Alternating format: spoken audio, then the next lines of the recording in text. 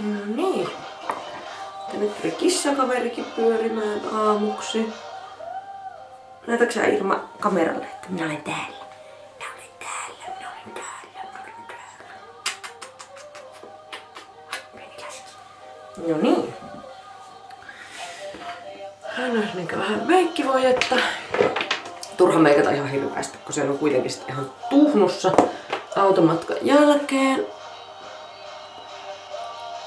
Vähänkö siistiä, ettei säikytä ihan kaikkia huoltsikoilla kun käypyy, niin se varmaan riittää. Elinen meni pakatessa. Ihan hirveän vaikeaa. Tuntuu, että puolet jää, vaikka on varmasti liikaakin tavaraa. Mä otin muutamat näyttelyvaatteet. Lähinnä mulla on valkoiset housut, koska koirahan on mustavalkoinen. Ja sitten mulla on valkoinen pusero ja siihen semmonen herrasliivi, musta liivi. Mutta sitten on myös jakku ja 2 poleroa mukana. Katsotaan nyt miltä tuntuu, mitkä me haluan laittaa.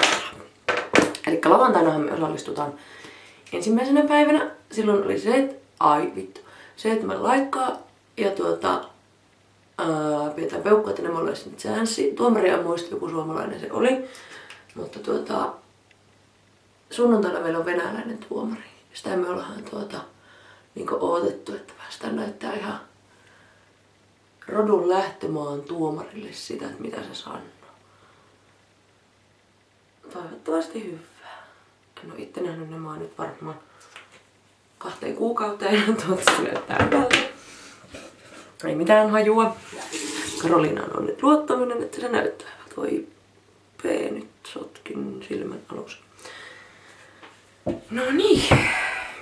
Jos olisi tukka sen verran korkealla, että se ei sitten painu penkkeen tuohon selkänojaan, kun yrittää nukkua samalla ärsyttää.